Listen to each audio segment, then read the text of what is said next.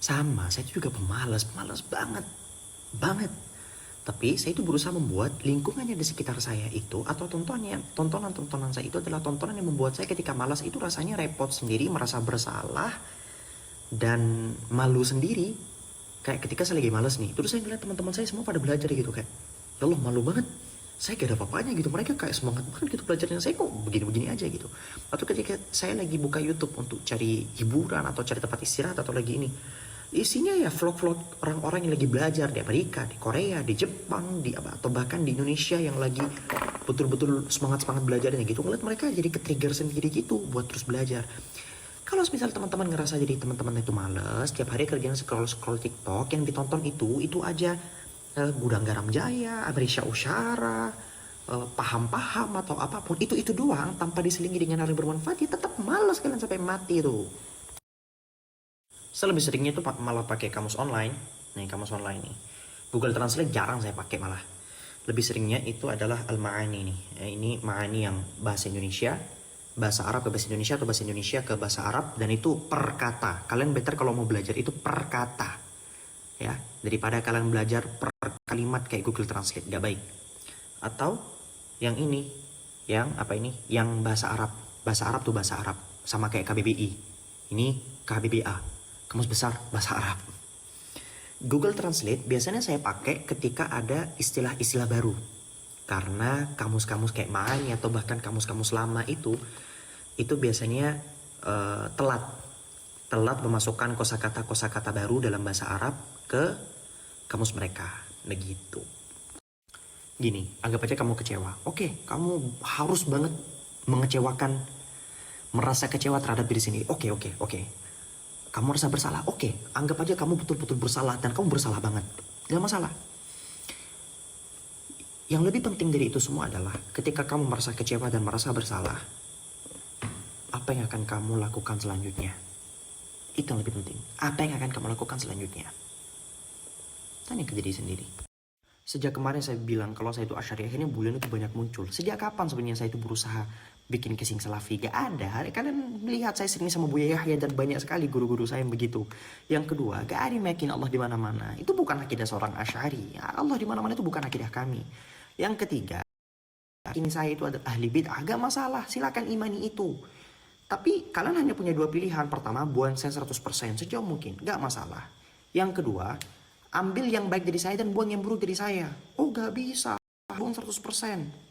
Ya kalau Anda membuang 100% hanya karena Asy'ari, maka kalian harus membuang semua kitab-kitab yang selama ini kalian kaji itu di perpustakaan-perpustakaan kalian. Karena yang ada di perpustakaan-perpustakaan kalian itu rata-rata adalah ulama-ulama dari kami. Imam An-Nawawi, Imam Ibn Hajar Al-Haytami, Imam Ibn Hajar Al-Asqalani, Imam As-Suyuti, Imam Jalaluddin Al-Iraqi, Waliuddin Al-Iraqi, Ibn Hibban, Daruqutni, kemudian Ibn Asakir, Ibn Fawrak, dan Khatib Al-Baghdadi, Zain bin Salam, dan banyak lagi. Kalau kamu mau nyerah sama skripsi kamu, kayak bayangin aja gitu, kayak kamu udah bayar UKT, ngerepotin orang tua, atau kalau misal kamu gak dapet dari orang tua, kamu udah kerja sana sini, lalu kamu buang sia-sia itu karena kemalasan kamu. Better dari awal gak kuliah, kamu buang-buang waktu aja 3 tahun 4 tahun itu. Ya, pikiran aja gitu, kayak kamu mau membuang semua waktu itu dengan sia-sia. Ayolah, tinggal dikit kerjain. Malas itu udah bikin kamu sendiri repot, bikin orang di sekitar kamu repot, bikin dunia repot, bikin kampus repot. Ana mau lanjut S2 Mesir tapi syarat orto harus nikah dulu. Kadang ada rencana mau lanjut S2 di Mesir. Apa yang nanya saya? Enggak, alhamdulillah gak ada rencana S2 di Mesir. Cari cowok lain sana. Saya termasuk yang gak setuju. Seks itu harus tetap menjadi tabu dilakukan bagi orang-orang yang belum menikah. Kalau tiba-tiba disediakan seperti itu, apalagi di lingkungan pelajar yang hari ini sedang ramai, itu kan seakan-akan mereka bilang silakan berlakukan seks walaupun kalian belum menikah, asalkan aman. Apa? Enggak. Seks itu harus selalu tabu di mata masyarakat apabila dilakukan sebelum menikah. Walaupun telah dilakukan oleh ribuan orang, walaupun dilakukan oleh jutaan orang sekarang. Tapi setidaknya dia harus tetap tabu. Sehingga ketabuan itu bisa menjaga masyarakat kita untuk tidak semena-mena. Itu aja. Enggak, saya di sini hitungannya cuma numpang tidur. Alhamdulillah Bu Yahya memberikan saya fasilitas makan, tempat tidur, dan kesempatan untuk ngaji ke Syekh Mustafa. Walaupun sebenarnya saya secara formalitas nggak terdaftar nama saya di Al-Bajah. Saya gak mau bahas dari boleh enggaknya, tapi pertanyaannya kayak, apa yang kalian harapkan dengan melakukan hal semacam ini? Dia jadi duduk saya, pandang idol sebagai idol, dan kalian get a life bro, get a life sis. Hiduplah layaknya manusia normal gitu, gak usah yang kayak tiap kali ngeliat orang ganteng itu, wah ingin jadi suami gitu. Kalian buang-buang waktu. Kalian nih sekarang nih bisa belajar sungguh-sungguh atau bangun bisnis. Nanti yang lain tuh bakalan ngikutin tuh. Cari kesibukan lah. Biar isi pikiran kalian itu tidak hanya dipenuhi dengan hal-hal dia harus jadi suamiku gitu. Nggak ada, alhamdulillah. Mentok-mentok kalau saya penasaran terhadap beberapa game saya download selama sejam. Kadang-kadang nggak nyampe. Habis main udah tahu rasanya langsung saya hapus gitu. Dulu saya pernah candu sama COC, Clash of Clans tahun berapa itu. Udah lama banget saya saya main Clash of Clans. Cuman saya ngerasa hati saya kayak terikat gitu sama game. Tiap saya lagi duduk, tiap kali saya tiduran, kayak rasanya pengen main game terus gitu. Akhirnya saya hapus karena saya gak mau terikat dengan hal-hal yang semacam itu. Saya alhamdulillah sama Allah sudah dikasih privilege. Dari kecil dilahirkan sama orang tua yang betul-betul nge-push anaknya buat ngaji. Jadi saya ngaji bener-bener kayak dari 5 tahun. Sebelum 5 tahun mungkin juga, saya nggak ingat. Sampai sekarang. Hampir 22 tahun.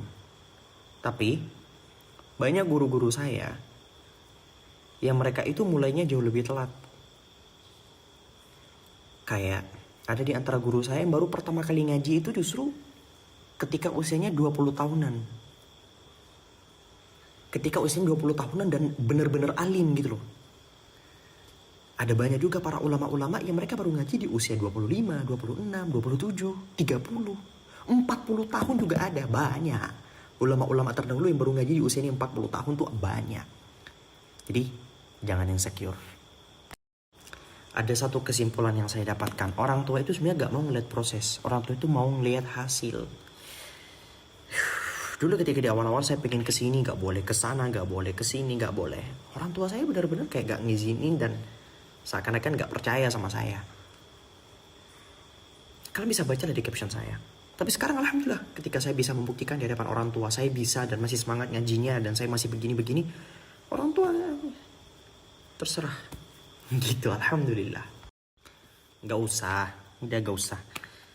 usah kirim saya apa-apa. Saya berharap kalian doakan saya selalu. Gak cuma tanggal 12 doang, ulang tahun itu. Saya gak pernah ngeliat ulang tahun, sudah doakan saya setiap detik dan detak waktu kalian.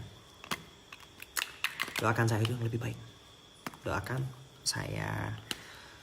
Baik, thank you. Spill baju putihnya. Baju putih ini itu dikasih sama netizen. Entah siapa yang ngasih.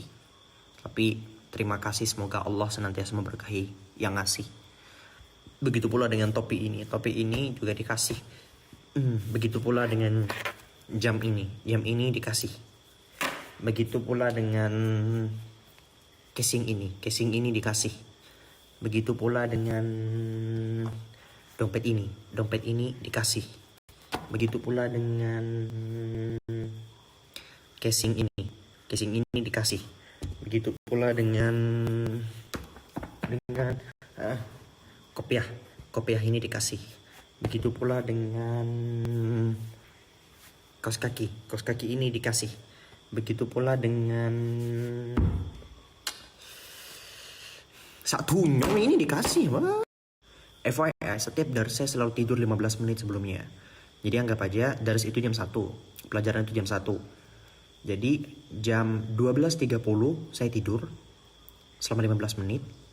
Terus ketika bangun 15 menitnya itu dipakai untuk persiapan. Tasawuf itu adalah sebuah metodologi yang digunakan oleh seseorang untuk membersihkan hatinya. Ini sebenarnya bahasanya panjang banget. Ini secara ijmali saja, secara menyeluruh saja.